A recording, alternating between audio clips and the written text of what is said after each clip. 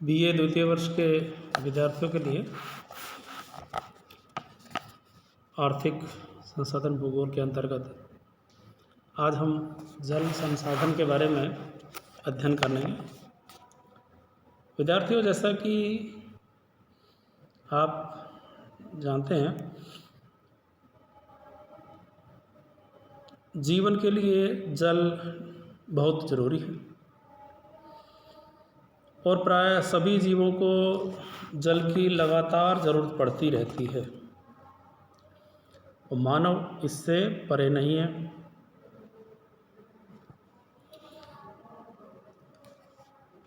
वर्षा से हमें स्वच्छ जल प्राप्त होता है। जलमंडल में जो जल है वो 3 रूपों में हमें मिलता है। ठोस के रूप में यानी हिम के रूप में, तरल के रूप में यानी कि जल के रूप में, और गैस के रूप में यानी जल वाष्प के रूप में। धरती के ऊपर इन तीनों रूपों में ही हमें जल मिल जाएगा। लगभग 97.2% जल समुद्री जल के रूप में, खारा जल मिलता है और केवल ये बचा हुआ जो 2.8% है वही स्वच्छ जल है, वही मीठा पानी है जो कि मानव के काम सीधे तौर पर आ जाता है। अब स्वच्छ जल का सबसे बड़ा भंडार तो पृथ्वी की हिम चादरों और पर्वतीय हिमनदों यानी ग्लेशियर्स में रहता है, जो कि भूमंडल के कुल जल का 2.15% भाग होता है। स्वच्छ जल धरातल के ऊपर और नीचे दोनों स्थानों पर अवस्थित है।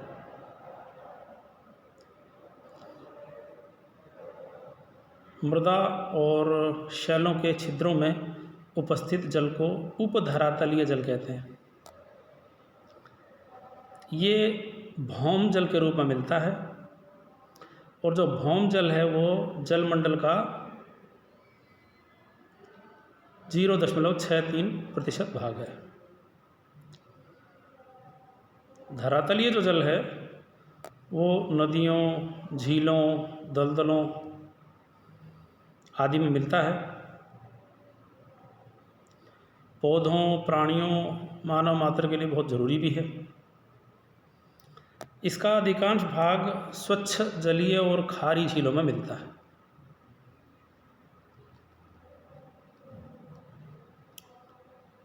बहुत कम मात्रा में जो धरातलीय जल है वो नदियों के रूप में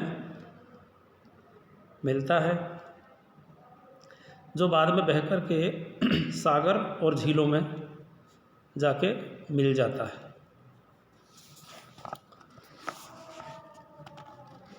तो इस तरह से भूमंडल के जल के विविध भंडार को अगर हम देखें तो महासागरों के पास 97.2%, धरातलीय जल कुल का 0.63%, हिम चादर और हिमनद यानी ग्लेशियर के रूप में 2.15%, वायुमंडल में 0.001%, नदियों में तो बहुत ही कम यानी कि 0.0001%, और मीठे पानी की झीलों में 0.009%, खारी झीलों में और आंतरिक जो सागर हैं उनमें 0.008%, और मृदा जल में 0.005% जल मिलता है।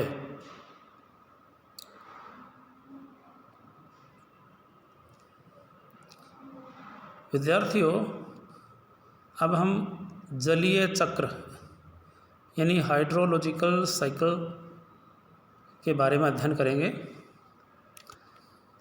जलीय चक्र पहले जानेंगे, जलीय चक्र किसे कहते हैं। स्थलमंडल और वायुमंडल के बीच में होने वाले जल के संचरण को जलीय चक्र कहते हैं। बारिश होने के बाद कुछ जल मृदा से वाष्पीकृत हो जाता है, वायुमंडल में लौट जाता है। दूसरा भाग मिट्टी से रिसकर भूमिगत हो जाता है।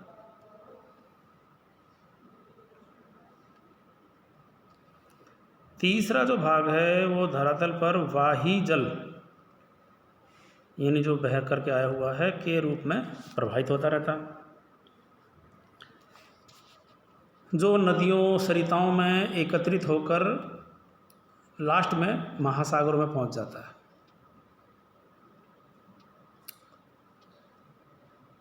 भूमंडल में जल 3 रूपों में मिलता है।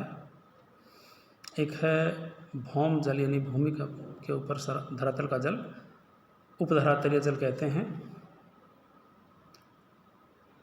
ये शैल छिद्रों में मृदा में संयुक्त रूप से ये मिलता है।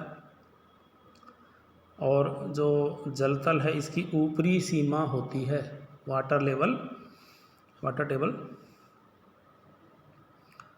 ये गुरुत्व से प्रेरित होकर के गहराई में बहता है और फिर से नदियों, सरोवरों, झीलों, दलदलों में मिल जाता है।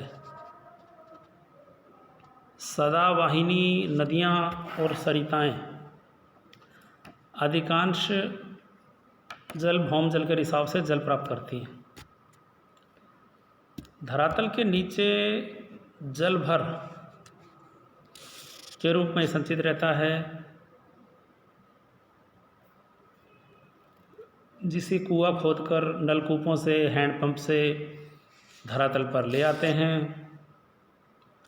इसे पेयजल, औद्योगिक और दूसरे खेतीबाड़ी के काम में ले लिया जाता है। ये ग्राउंड वाटर हुआ। दूसरे प्रकार का है धरातलीय जल। धरातल के ऊपर उपलब्ध होने वाला जल, धरातल के ऊपर वाही जल और नदियों और सरिताओं में प्रवाहित होता रहता है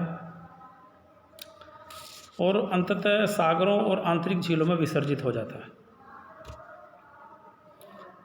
नदियों से नहरें निकाली जाती हैं जिनका जल सिंचाई के लिए प्रयुक्त होता रहता है।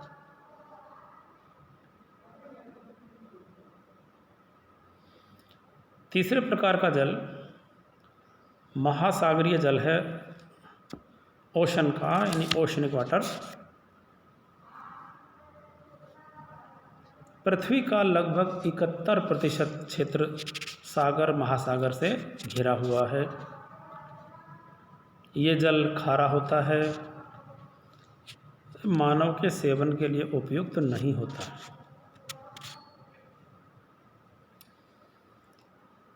स्थलीय जल संसाधन। स्थलीय या आंतरिक जल संसाधन के विभिन्न रूप नदियाँ, नहरें, झीलें, नाले, तलैया, दलदल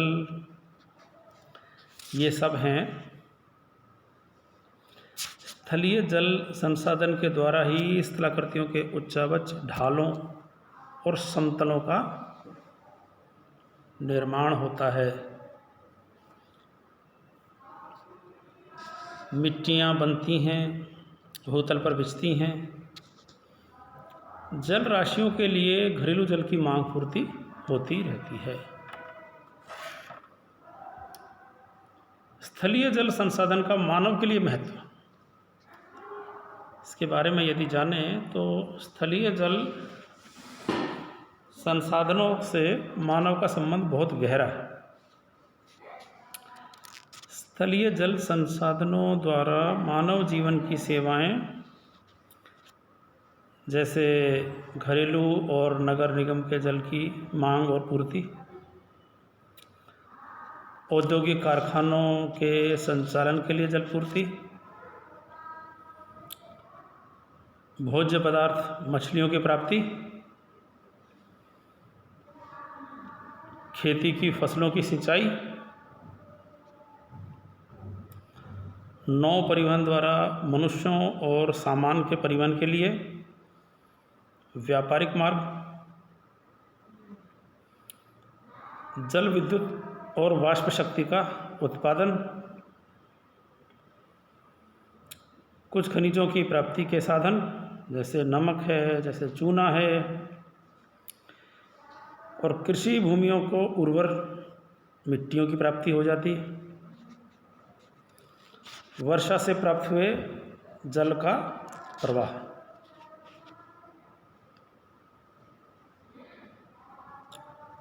वायुमंडल में आर्द्रता की वृद्धि और तापमान की मृदुलता,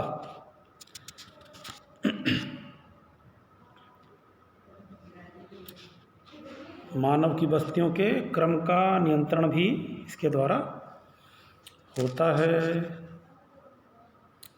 नदियों द्वारा सीमाओं का निर्धारण भी कई बार होता है।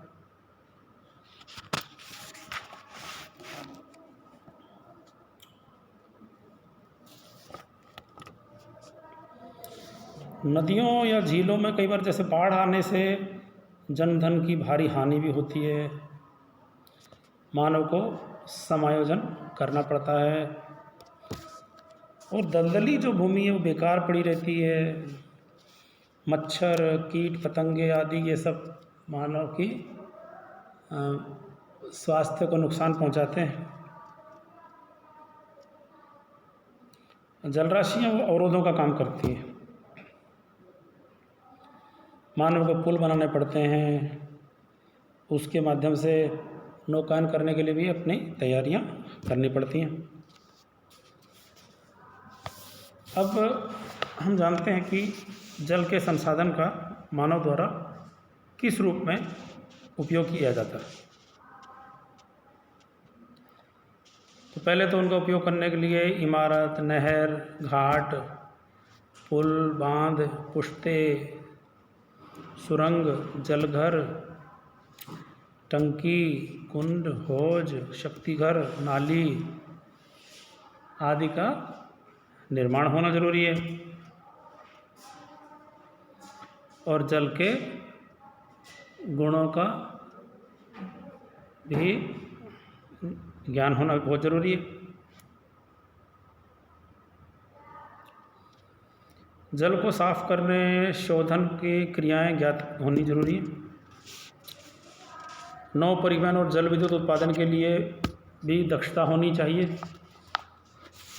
सबसे पहले घरेलू जलपूर्ति के लिए, तो घरेलू में तो भाई देखिए ज़्यादा हम लोग पानी पीने के लिए, खाना बनाने के लिए, पशुओं के लिए, नहाने धोने, पौधों के लिए जल चाहिए, शुद्ध और साफ जल चाहिए, उसमें जीवाणु और किसी तरह का गंदगी नहीं होनी चाहिए।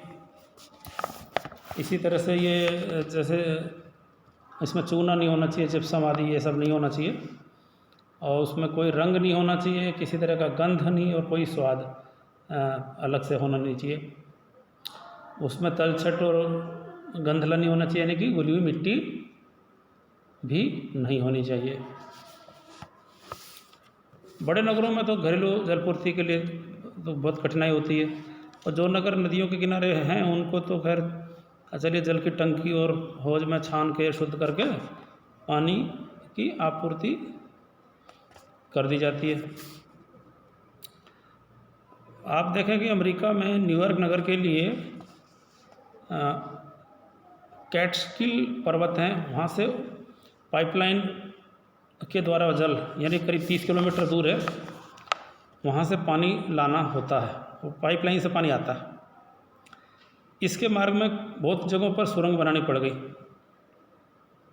इसी तरह से देखें तो लॉस एंजलिस नगर के लिए सिएरा नेवादा, ये पहाड़ों का नाम है, वहाँ की ढालों से तो 416 किलोमीटर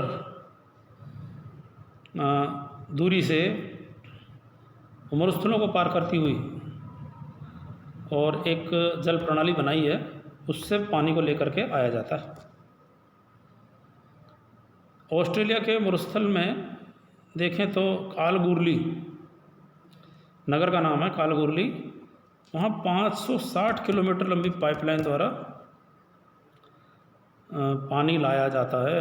यानी समझिए बहुत ज़्यादा दूरी से पानी की व्यवस्था की जाती है। तो बहुत महत्वपूर्ण संसाधन है, बहुत ज़्यादा व्यय इसके लिए किया जाता है। गंगा नदी देखें तो इसके किनारे पर बसे हुए कानपुर, बनारस, कलकत्ता, ये सब नगरों में, और यमुना नदी पर बसे हुए जैसे दिल्ली और आगरा में घरेलू जलपूर्ति की दिक्कत आती है। अब जैसे कि विदेश में देखें तो टेम्स नदी पर बसा हुआ है लंदन, और वेजर नदी पर बसा हुआ है ब्रोमेन, और राइन नदी पर बसा हुआ है कोलोन, और वोल्गा पर बसा हुआ है स्टालिनग्राड। यांग्त्से नदी पर बसा हुआ है नानकिंग, और मिसिसिपी नदी पर बसा हुआ है सेंट लुई, और मिशिगन झील पर बसा हुआ है शिकागो नामक नगर। इन नदियों झीलों के सारे बसे हुए जो नगर हैं वे घरेलू जितना भी दूषित जल है और नालियों के द्वारा धीरे धीरे नदियों में डाल देते हैं, और ये दूषित जल टंकियों से छान लेने के बाद क्लोरीन मिला के पीने लायक बनाया जाता है। बाकू और अदन में समुद्री जल को आसुत बना के पीने के काम में लाते हैं। इसी तरह से देखें तो उत्तरी चिली के जो मरुस्थलीय पत्तन है, वहाँ देश के बहुत दूर ही से पानी को भर के वहाँ लाया जाता है। तो इस तरह घरेलू जलपूर्ति भी बहुत आसान काम नहीं है, और अधिकांश जगह पर बहुत ही प्रयासों के बाद जल के संसाधन को प्राप्त किया जाता है और उसको उपयोग के लिए लाया जाता है। तो बहुत मुश्किल से ही इसकी व्यवस्था देखा जाए तो पूरे विश्व के देशों में हो पाती है। इसी क्रम में इसका दूसरा हिस्सा जो है वो है औद्योगिक जलपूर्ति। दूसरा जो उपयोग है वो औद्योगिक जलपूर्ति है। इसमें घरेलू मांग से कहीं ज़्यादा जल की आवश्यकता पड़ेगी,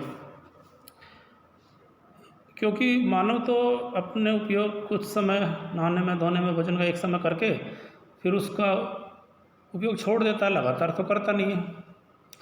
लेकिन हमारे कल कारखाने हैं, उद्योग धंधे हैं, उनमें लगातार उत्पादन का काम चलता रहता है रात दिन, तो उनको तो लगातार जल की आपूर्ति चाहिए बिना किसी व्यवधान के अगर उत्पादन करना है तो। जैसे भाप से चलने वाले इंजन में भाप बनाने के लिए, और रसायनों को घोलने के लिए, और वस्त्र उद्योगों में धुलाई के लिए, रंगाई छपाई के लिए, इस सब में प्रशीतकों के लिए, और लोहा इस्पात उद्योगों में देखा तो धातु को ठंडी करने के लिए धातु बहुत, और कोयला उद्योगों में जो कोक है, कोक को धोने के लिए, कोक को धोने के लिए इसका पानी चाहिए। इसी तरह से रसायन उद्योगों में क्षारों के घोलों या अम्लों के निर्माण के लिए, और चमड़ा उद्योगों में खालों को धोने के लिए, रंगने के लिए, और लोहा इस्पात उद्योगों में भी बहुत ज़्यादा जल की खपत होती है, बहुत ज़्यादा खपत की जाती है। अब इस जो औद्योगिक आवश्यकता है वो बहुत बड़ी है। ये होती कैसे पूरी? तो नदियों से, झीलों से और नहरों से। इसके पास जो नगर बसे हुए हैं वहाँ तो पानी को ले लिया जाता है और संयंत्रों में शोध करके उसका उपयोग कर लेते हैं। अब जैसे देखें, इंग्लैंड के मैनचेस्टर नगर में सूती वस्त्र के उद्योग स्थापित हैं, लेकिन वहाँ भूमिगत जल जो अच्छा नहीं है, रासायनिक द्रव उसमें मिला हुआ है, तो धुलाई और रंगाई ढंग से नहीं हो पाती। तो मैनचेस्टर के उत्पादित वस्त्रों की धुलाई रंगाई के जो प्लांट हैं वो मैनचेस्टर के पूर्व में पेनाइन पहाड़ियों में बना लिए गए, क्योंकि वहाँ का जल मृदु प्रकार का जल है। तो जल में जो मिला हुआ चूना है, मैग्नीशियम है, वो उद्योगों के लिए हानिकारक है। तो इस तरह से क्लोरीन वगैरह मिला के उसको साफ करते हैं। खानों के क्षेत्र से बहकर आने वाला जल जो है वो संदूषित हो जाता है, लोहे में जंग लग जाता है। तो इस तरह का जो जल है वो लोहे और इस्पात के पाइपों और बॉयलरों को खराब कर देगा।